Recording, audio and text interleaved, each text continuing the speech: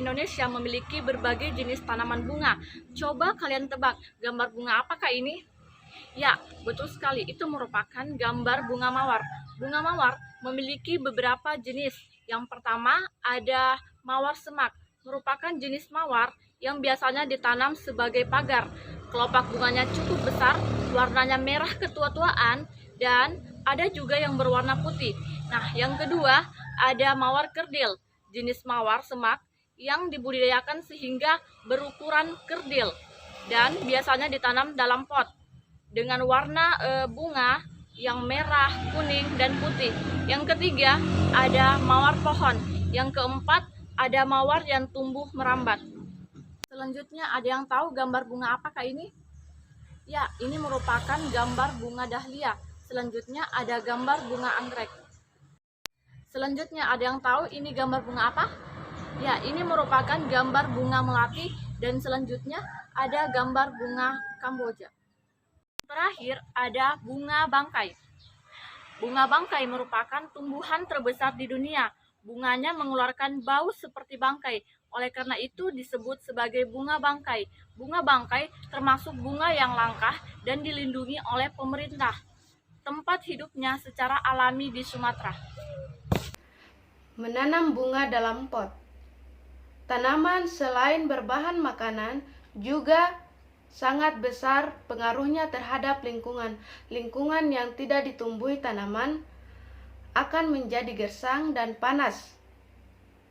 Serta pada musim hujan akan mendatangkan banjir dan tanah longsor. Keuntungan menanam bunga di dalam pot. Yang pertama, tidak memerlukan lahan yang luas. Yang kedua, mudah dipindah-pindahkan sesuai keinginan masing-masing. Yang ketiga, pemeliharaannya lebih sederhana. Yang keempat, dapat memperindah lingkungan. Yang kelima, media pot juga dapat memberikan peluang kepada para pengrajin untuk mengembangkan imajinasi dan kreativitasnya sehingga mampu membuka lapangan kerja baru. Yang keenam, ekonomisnya dan memiliki nilai jual yang tinggi.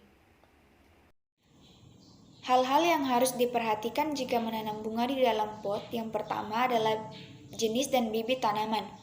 Pilihlah jenis tanaman bunga yang diinginkan sesuai dengan kebutuhan, kesediaan tempat, dan keadaan suhu. Ingat, tidak semua bunga dapat tumbuh bagus di suhu tertentu, jadi pilihlah bibit unggul yang dapat menghasilkan bunga yang indah. Yang kedua ada pot dan media tanam. Pemilihan media tanam dan ukuran pot yang tepat dapat membantu pertumbuhan bunga sesuai dengan yang diinginkan. Yang ketiga, pemupukan dan penyiraman. Pemupukan sangat diperlukan agar mineral tanah tetap terjaga. Kelebihan dan kekurangan pemupukan dapat mempengaruhi pertumbuhan bunga, karena jenis pupuk ada banyak ragamnya. Jadi, pilihlah jenis pupuk yang cocok dengan tanaman bunga yang ingin ditanam.